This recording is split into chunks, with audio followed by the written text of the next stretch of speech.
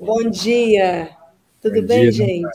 Tudo bem, Dandara? Desculpa, mas deu uma travada aqui, porque é tanta gente no gabinete e comemorando em clima de vitória ainda, vocês sabem. Que bom, que bom.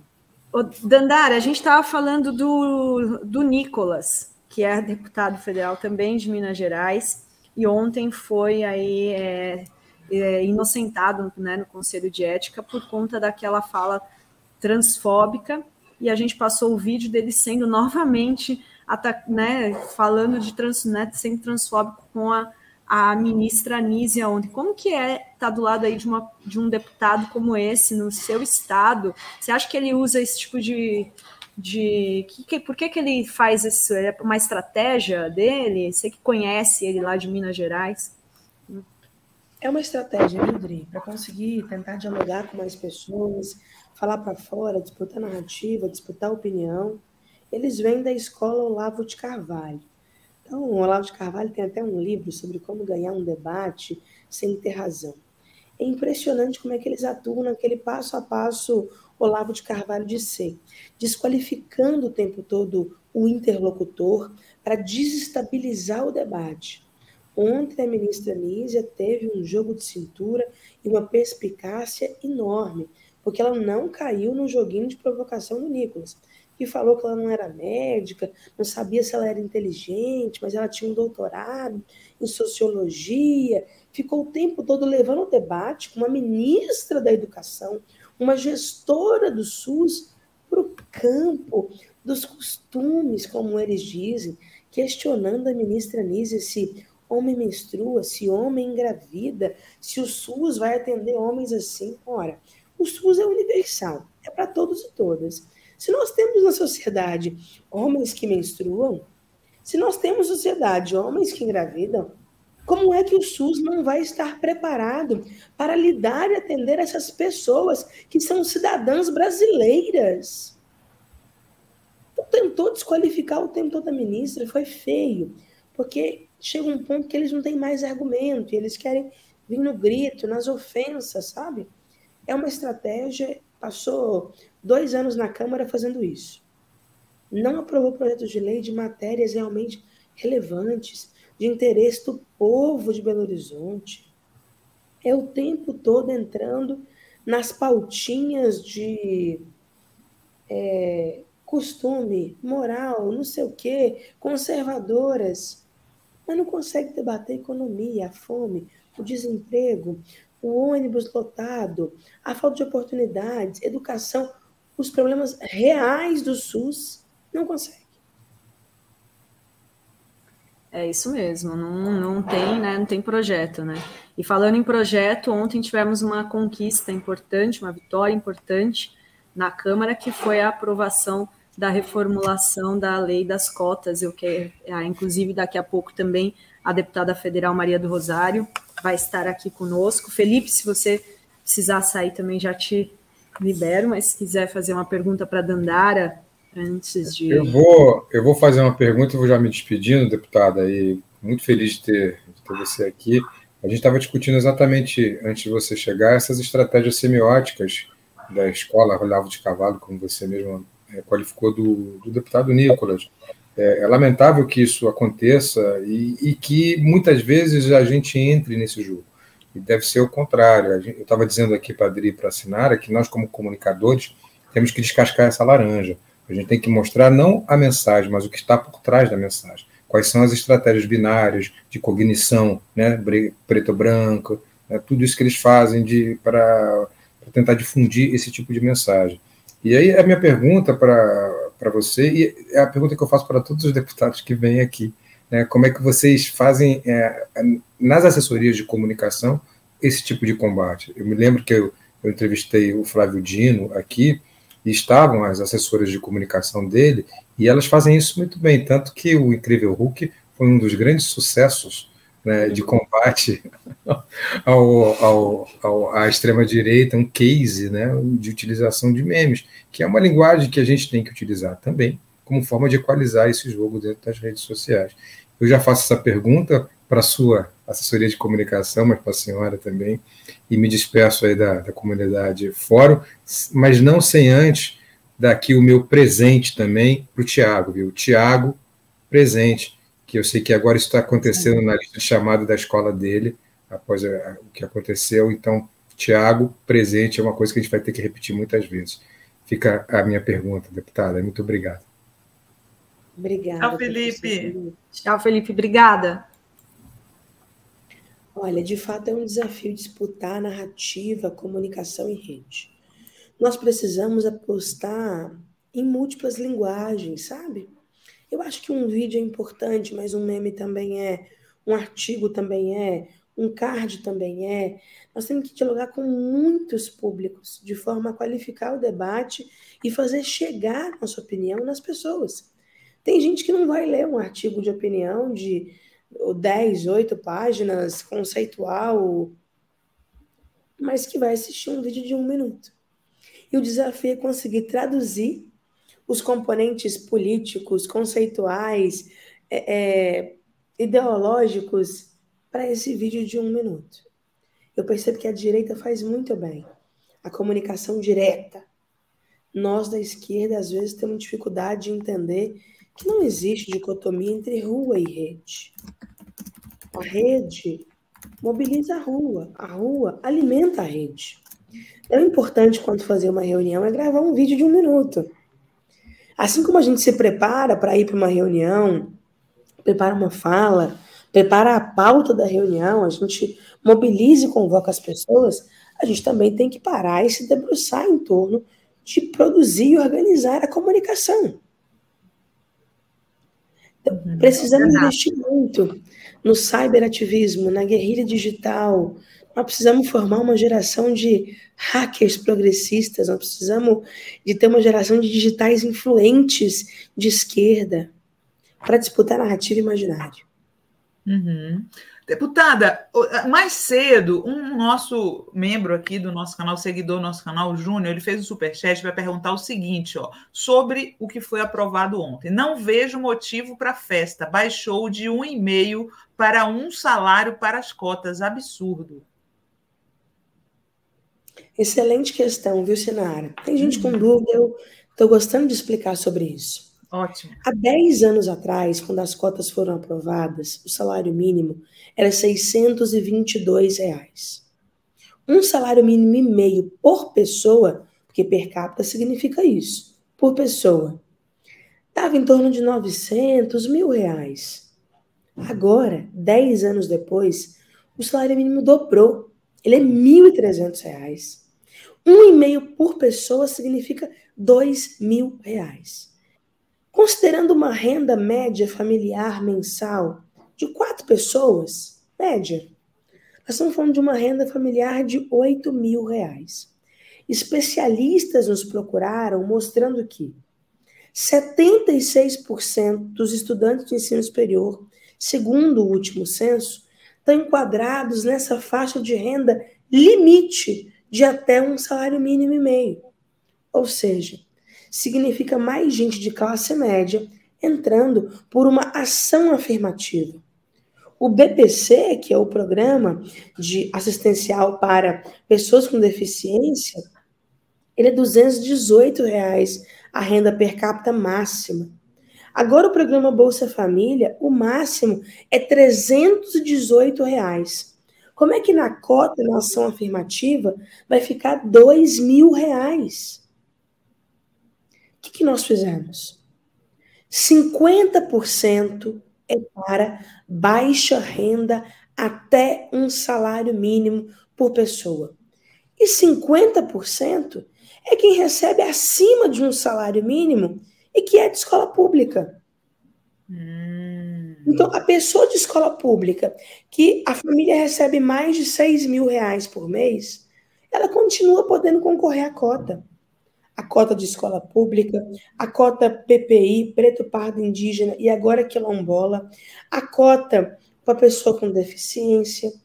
Só que dentro da cota baixa renda, nós afunilamos para chegar nas pessoas mais pobres, em maior situação de vulnerabilidade, porque isso é uma ação afirmativa, isso é uma reparação.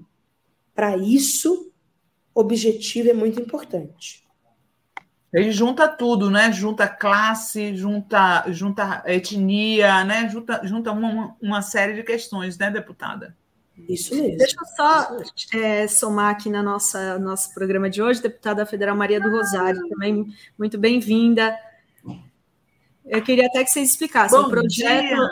Muito obrigada. Um beijo para essas mulheres aí super poderosas, Dri, Sinara. Olha que quadro lindo. Só mulheres aqui. Só mulher. Olha, Movai, hoje você não está fazendo falta. O projeto de lei queria que explicasse, porque foi uma reformulação que era obrigatória fazer depois de 10 anos, né? E era o projeto da deputada Maria do Rosário e com o substitutivo da Dandara. Foi isso que aconteceu, e teve ainda um ano de atraso, que era para ter sido já feita essa reformulação, é isso? Rosário, depois... Bem, esse projeto de lei, ele primeiro que ele é uma necessidade histórica, e sempre foi. Agora, foi preciso, ao longo da história brasileira também, ter uma pressão muito grande, uma coragem grande naquele período anterior, quando o presidente Lula tratou de criar a primeira versão, né, a primeira lei de cotas, porque a Câmara era muito resistente. E, naquele período, para aprovar, nós colocamos os 10 anos para aprovação como negociação necessária para conseguirmos fazer a aprovação. Mas vejam o que a gente fez, né, Dandara, nestes 10 anos, que Dandaras, por este Brasil, ela, nossa relatora, deputado federal, cotista, que estas mulheres e homens negros adentrassem as universidades com seu jeito de ser, contribuindo muito com os seus saberes também para essa instituição. Mudou muita coisa na universidade brasileira e para melhor. Os institutos federais, que foram criados posteriormente, já iniciaram o seu trabalho com política de cota, inclusa na lei principal. A lei que organiza os institutos federais já trouxe as cotas como obrigatórias. E aí, quando formou os 10 anos, agora, nós nos deparamos com situações que a Câmara estava investigando de violências contra pessoas negras. Sabe, todo dia a gente está lidando com a tristeza de jovens sendo assassinados, de abusos de todas as esferas. E nos deparamos, a Câmara dos Deputados organizou uma comissão especial, e essa comissão foi responsável por analisar as circunstâncias da morte do Beto, um jovem no Carrefour, em Porto Alegre. Ao nos depararmos com aquele grau de violência, além da situação em si, nós começamos a fazer um levantamento do que estávamos em atraso ou em risco em termos de políticas públicas. E aí os estudantes, a juventude, os movimentos já nos procuraram lá na comissão e disseram: as cotas vão cumprir 10 anos. Na verdade, as cotas cumpriram seus 10 anos e a lei falava da avaliação, da revisão. Mas as universidades, através dos seus conselhos superiores, mantiveram o funcionamento das cotas, mesmo com a passagem destes 10 anos. O que nós viemos a fazer com o projeto de lei, que não é só meu, é meu, de Benedita, de Damião Feliciano, de Vicentinho, de Orlando Silva, de Bira do Pindaré, enfim, de muitos, de Fernanda Melchiona, de muitos companheiros e companheiras. Quando eu apresentei o projeto e foi aprovado, nós queríamos cotas permanentes. A Dandara chega para fazer o relatório, Bira do Pindaré fez um relatório na legislatura passada. Dandara chega nessa legislatura com vontade de trabalhar essa matéria, uma vontade assim lá do fundo da alma, pedindo, assim, eu aprendo com as mulheres negras que elas dizem assim para a gente: eu peço licença à ancestralidade. Eu acho que Dandara estava assim, tomada pela própria ancestralidade para dizer para a gente o quanto era importante este projeto ser aprovado e construir um substitutivo que é melhor do que o projeto original. Todos os sentidos. Porque Dandara inclui aqui essa modificação da renda, observando renda per capita para 50% de até um salário mínimo. Então, é o mais abandonado socialmente que será trazido para mudar mesmo a vida das pessoas, e mudando a vida dessas famílias, muda o Brasil. E, ao mesmo tempo, ela inclui os quilombolas, que não estavam populações indígenas, que são povos originários, mas comunidades tradicionais, como os quilombolas, não estavam. Ela inclui, eu a cumprimento por isso. E ainda traz um elemento que eu acho que é importante, reforçando os 50% oriundos da escola pública. Ela traz ainda um elemento que é colar aqui a assistência estudantil e levar a cota ao pós-graduação, que se transformou no grande gargalo, que é o jovem chega na universidade, vive a universidade, mas ele não superou a situação da pobreza extrema, ele continua vivenciando a marca da exclusão da negritude, e aí a Dandara vem e traz junto aqui o tema do pós-graduação, que é a produção de ciência e tal, sabe, a pesquisa. Então, eu estou empolgadíssima, porque eu estou com a impressão de Sinara, Dri e Dandara, que o que foi feito aqui é algo muito potente para o Brasil. E eu acho, quero dizer isso e cumprimentar a relatora, porque ela resolveu o tema do permanente ou não. Resolveu com muita sabedoria, ao mostrar que agora não se trata mais de dizer que em 10 anos estará em risco de acabar. Não. Em 10 anos, nós vamos ter uma avaliação. E esta avaliação é para melhorar, que é a melhora que ela está fazendo agora. Então, se agora a gente está melhorando, daqui a 10 anos a gente vai aprender outras coisas. A gente vai aprender com pesquisa. E eu estou assim, sabe? Eu tenho que cuidar para não chorar, que ontem eu já me...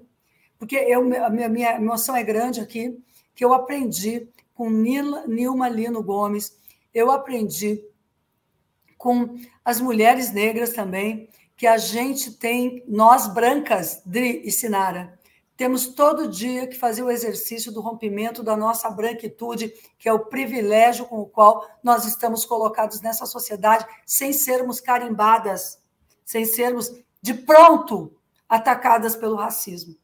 Então, eu quero homenagear, sabe? Eu só sou aqui instrumento de tentar dizer o que a Angela Davis disse, que é, não basta ser contra o racismo em uma sociedade racista, é preciso ser antirracista. E o que nós estamos fazendo aqui é dizer que essa moça, deputada federal, Dandara, e as mulheres negras desse parlamento estão tomando as suas causas nas suas mãos, sendo as protagonistas da sua história, e que bom que eu, essa branca aqui, estou tentando aqui, ao lado de Benedita, porque somos mais antigas nessa história aqui, abrir os espaços para que elas brilhem e façam o melhor que sabem, que é produzir esse Brasil melhor com os negros e negras. É isso, eu falando assim, se for falando emocionado aqui. É muito emocionante. Eu mandei para a Dri uma foto da comemoração ontem, porque no início da nossa live, eu estava falando aqui, deputadas Dandara e Maria do Rosário, tem gente no campo progressista que fica assim, ai, não tem mais Ulisses Guimarães na Câmara, né? Porque vê a vagabundagem, né? Vê só enxerga a vagabundagem, só enxerga Nicolas, só enxerga Zambelli, só enxerga... E não enxerga isso daí. Sabe, na época do Ulisses, que foi realmente um histórico parlamentar, não tinha isso. Não tinha vocês representando tanta gente, porque o Ulisses, por mais que fosse maravilhoso, era um homem velho branco, gente. E agora, olha a diversidade que a gente tem nesse Congresso, apesar dos pesares. Acho que estamos evoluindo. O que eu queria ouvir a opinião, principalmente da deputada Dandara, sobre isso, porque muito me representam vocês lá, sabe, Dandara? Olha, eu quero primeiro agradecer as palavras da Rosário. Emocionei e não dei conta de conter aqui as lágrimas, porque de fato é resultado de muita luta. O que nós somos, o que nós construímos, não começa e não termina em nós. E essa geração da Rosário, da Benedita, foi responsável por abrir muitos caminhos. O próprio financiamento da candidatura das mulheres, o fortalecimento das nossas candidaturas no interior dos partidos, a existência de medidas e ações como essas. Rosário é autora da Lei 12.711, que criou as cotas. Eu sou resultado de uma lei que a Rosário criou há 10 anos atrás. É resultado da luta do movimento negro, mas também é resultado da nossa coragem de ocupar o espaço de poder para promover uma agenda de direitos, de transformação da sociedade. Não é pouca coisa. E ver esse parlamento sendo pintado de povo e sendo resultado dessas lutas é muito gratificante. É sinal de que a gente realmente está cumprindo o nosso propósito. Nós estamos realmente mostrando a que viemos. Eu lembro que um dos maiores compromissos de campanha que eu assumi ano passado foi a continuidade da lei de cotas, porque tinha muito medo, né, Rosário, das cotas acabarem, de terminar as cotas, uma interpretação de que a avaliação seria o fim das cotas. E eu fico muito feliz, depois de 6 meses de mandato, já consegui entregar essa vitória para o povo brasileiro, a continuidade das cotas. É isso aí. Muito bom, gente. Ainda bem, né, que temos Rosário, temos Dandara, e teve também outra aprovação importante, recente, que foi o protocolo Não é Não, né, que também olha só, né, temos motivos para conquistas, né. Eu queria que vocês comentassem, Rosário, desse projeto, o protocolo Não é Não, inspirado no Nome Calem de Barcelona, que levou aí o Daniel Alves à prisão, né, que é o jogador acusado de estuprar uma moça numa boate em Barcelona. Rosário, fala sobre esse projeto. Pois é, a Câmara aprovou e agora está no Senado, já com parlamentares assumindo a relatoria lá no Senado. Esse projeto Não é Não também é importantíssimo, muito importante, porque ele mexe, gente, com o poder com um tipo de poder que desvaloriza a opinião da mulher sobre si própria. Até o título dele, Não é Não, carrega o significado de a palavra da mulher tem valor.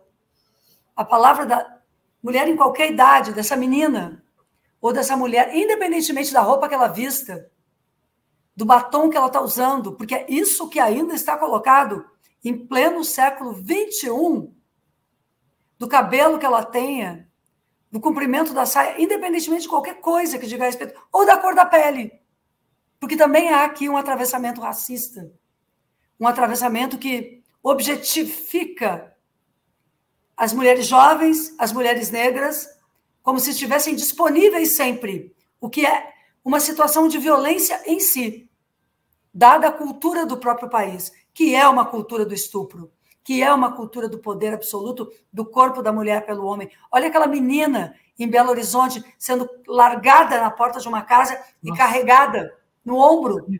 Então, como a gente vive essa cultura do estupro, ela está dentro das instituições também, das polícias, do Ministério Público, do Judiciário, e ela está dentro desses ambientes que deveriam ser ambientes de diversão, seguros para todas as pessoas, mas que não têm sido. Esses ambientes têm sido seguros para os homens e muito perversamente inseguros para as mulheres. E é por isso que realmente, Dri, a gente se deu conta quando aconteceu o caso do Daniel Alves, e Dandara também apresentou um projeto. Eu apresentei o primeiro projeto de lei sobre a matéria e a Dandara, em seguida, apresentou o dela. Então, agora, na aprovação do Não é Não, os 2 projetos foram aprovados, ou seja, estão no Senado Federal. A gente tem trabalhado muita coisa junto, minha querida amiga, porque eu acho que a gente tem uma sintonia de pensamento. E aí, esse projeto que foi para o Senado, agora, ele define um protocolo a ser adotado em toda a casa noturna, toda a casa de espetáculo, todo show, todo espaço esportivo em que exista comercialização ou uso de bebida alcoólica. A gente fez esse corte da bebida alcoólica, a relatora foi de São Paulo, do Podemos, a Renata Abreu, ela construiu esse corte da bebida alcoólica justamente para não ter isso em festa de criança. Digamos assim, o objetivo não é a festinha lá infantil do condomínio, mas é o bar, a boate, este espaço de diversão que é aberto para isso. Ou o evento, o show, né? O rodeio, estes espaços de um modo geral. E aí, com este protocolo, os produtores, ou ou proprietários do estabelecimento ou do evento ficam responsáveis em definir uma pessoa, pelo menos, em sua equipe, responsável por o acolhimento. E todos os integrantes, todas as pessoas que atuam naquele estabelecimento, deverão estar orientadas para receberem o alerta de qualquer mulher, de qualquer pessoa que se sinta importunada ou constrangida. Uma vez que o constrangimento é a antessala da violência. Se alguém não quiser ser constrangida, ela poderá avisar o garçom ou quem quer que seja, e o estabelecimento vai providenciar que ela não seja constrangida. Afastando, avisando a pessoa. Se o constrangimento continuar, o estabelecimento terá o poder de tirar a pessoa do estabelecimento. Essa é a questão. Agora, se isso avançar para a violência, o estabelecimento deverá preservar o ambiente da violência, chamar a polícia imediatamente. Este é o pacto. E proteger a vítima da visão do agressor, mantendo-a protegida do ambiente em que estiver o agressor. Então, isto para nós é um avanço. A gente tem conversado muito com o governo. A preservação destes espaços configura a melhoria da prova de que eles acontecem, para que não exista a impunidade. Vou lembrar um caso aqui para vocês, se vocês lembram. Mariana Ferrer. Lembram Mariana Ferrer? Lembro. Ela foi abusada dentro daquele lugar. Depois o juiz, o promotor, um deboche, uma desvalorização. Nada configurou prova. Hoje, com o protocolo Não é Não, nós teríamos acesso, por exemplo, à rede de câmeras. Porque fica na lei a determinação de que, existindo câmeras, elas estarão com as suas gravações na íntegra disponíveis para a orientação dos processos policiais. Ou seja, a lei é um protocolo bem concreto para todo o Brasil. Cria também o selo Não é Não, para o diferencial de que um estabelecimento que queira mostrar que ele é um estabelecimento protetivo à vida e à dignidade das mulheres, ele já coloca o selo e lá já está avisando, aqui não vai acontecer. Aqui a palavra da mulher tem muito valor. E ainda eu destacaria, nessa situação, a parceria com o Ministério da Mulher, a ministra Cida, o Disque 180 à disposição. Vamos trabalhar essa rede do Não é Não para o setor hoteleiro, para vários lugares do Brasil. E um aspecto que eu reputo importante é que o Senado tem uma possibilidade de aprovar, como veio da Câmara, assim como eu pretendo com o projeto das cotas, e enviar ao presidente Lula, porque o projeto muda uma cultura. Se o sujeito já chega no estabelecimento sabendo que ali ele terá que estar dentro de um determinado comportamento, eu acho que nós estamos aqui também cumprindo o nosso papel. Então, somos mulheres aprovando matérias importantes para o Brasil. Teve outra, né, Rosário, que eu recebi ontem da sua assessoria, que foi que a Comissão de Assuntos Sociais do Senado aprovou o projeto de lei 976/22, que propõe a criação de um benefício especial destinado a crianças e adolescentes, filhos de vítimas de feminicídio. Autoria da Rosário, a matéria prevê o pagamento de benefício no total de um salário mínimo destinado aos filhos biológicos ou adotivos e dependentes, cuja renda familiar mensal per capita seja igual ou inferior a 25% do salário mínimo. Porque a gente está vendo aí com essa epidemia de feminicídio que ficam várias crianças sem os pais, né? Porque o pai vai preso, a mãe está morta. É uma coisa horrível, né, Rosário? Sinara, os números do feminicídio são gravíssimos no Brasil. E as pessoas, lamentavelmente, na sociedade brasileira, está tão banalizado, é tão Dandara, Dri, Sinara, está tão normal matar mulher, destruir vida. Todo dia uma notícia assim. Todo dia? Todo dia, pode ver. Dia.